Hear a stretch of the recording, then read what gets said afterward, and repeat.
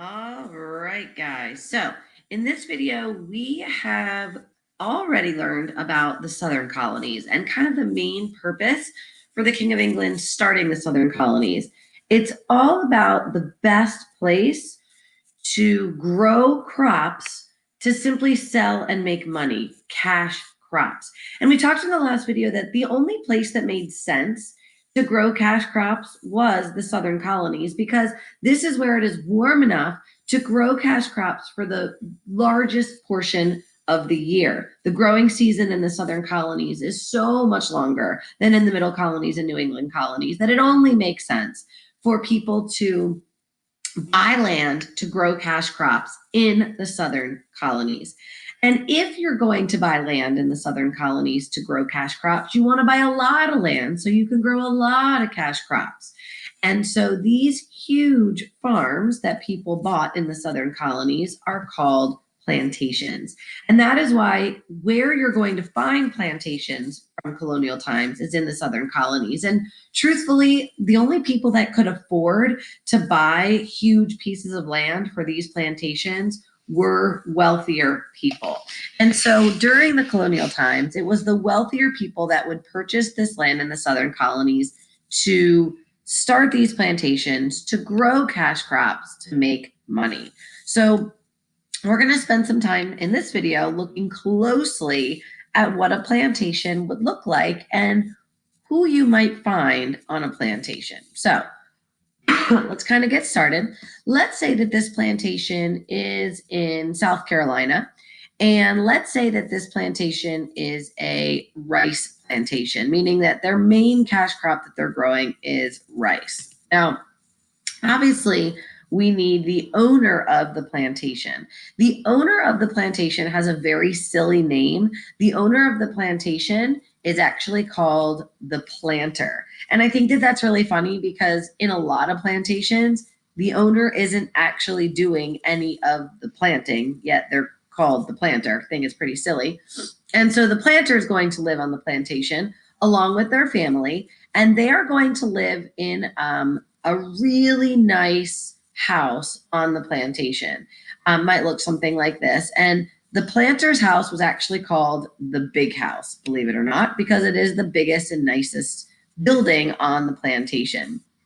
Now, there's going to be some other people on the plantation as well. One of the people that might live on the plantation is kind of like a personal shopper to the planter and their family. And that person is called the broker. So some of the wealthier planters are going to have a broker, and they're really the ones that are going to kind of get the planter and their family the things that they need on their plantation. So they might go to some nearby towns or even head over to England or Europe to get the things that the planter's family needs. There are also going to be workers on the plantation, and the ones that are doing the actual planting and harvesting. And one type of worker on the plantation are slaves. And so the planter will buy slaves to work on their plantation. Actually, they might send their broker to buy the slaves. And there are some plantations in the South that don't have any slaves, and the planter's family manages the work on their own.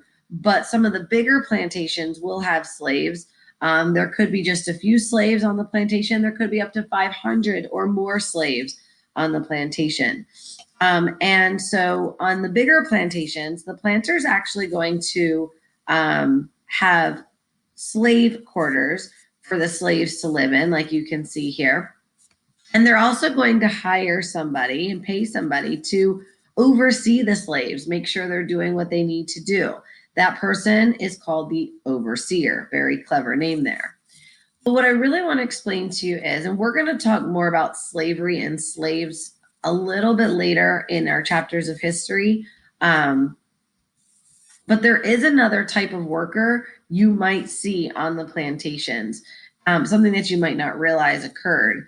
And those other workers are called indentured servants. So I want to kind of talk to you about the difference between indentured servants and slaves.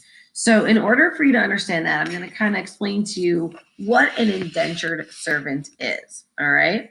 So I want you to imagine that there are some people that are over in Europe and they are there, and they're Europeans, and they are basically over in Europe saying, hey, we really want to live in the colonies, but we don't have enough money to get there. And so over here on our plantation, we have our planter, our owner, that says, I need some more workers. And so what the planter is going to do is the planter is going to send his broker, his personal shopper, over to Europe.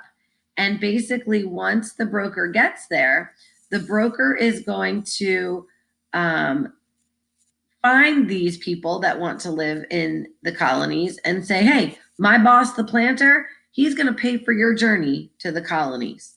Well, how sweet, right? But not really how sweet. So now these Europeans that really wanted to live in the colonies now had their ship ride paid by the planter. But now they have to pay the planter back. Well, they don't have any money to pay the planter back. That was their problem in the first place. And so now that they're in the colonies, the only way for them to pay back the planter is to work off the money and work off the debt by working on the plantation. So how long do you think it took these indentured servants to work off this debt, to pay back the planter for paying for their journey to the colonies? Well, I don't know if this is above or below your prediction, but it actually took about 4 to 7 years that these indentured servants, that's what they were called, had to work on the plantation to pay off their debt. All right. So we have two different types of workers on the plantation, slaves and indentured servants. But I really do want you to know how they are similar and how they are different. Here are some similarities. They both did the work on the plantations. They both did the work with the crops and harvesting and such on the plantations. They both were overseen by that overseer to make sure that they were doing their work correctly. And they both lived in those slave quarters, all right? But while there's some similarities, there are also a lot of differences. The indentured servants, they chose this. They agreed to work for the planter until their debt is paid off so that they could get to the colonies. The slaves had no choice. They were forced into slavery. The indentured servants, it usually took about 4 to 7 years to pay off their debt that they owed the plantation owner. The slaves, they were owned like property. And so at the end of the 4 to 7 years, the indentured servants are free to go. The slaves, they're slaves for the rest of their lives.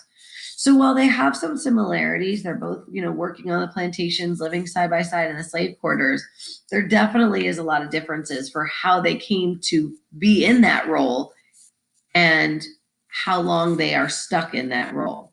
So I really wanted you to understand the difference between them. We just have a little bit of notes to add to our 13 Colonies notes booklet. So make sure you have that out. If you don't, you can hit pause until you do. And so we know that in the southern colonies, that's where our plantations were, these huge farms that grew cash crops. And we needed workers to plant and harvest the crops. And so we spent a little bit of time talking about the difference between slave and indentured servants. Slaves are owned by the planter for their entire lives. Indentured servants are people from Europe who wanted to move to the colonies but didn't have enough money. So the plantation owner paid for their trip, and the indentured servant had to work for about 4 to 7 years to pay off that debt.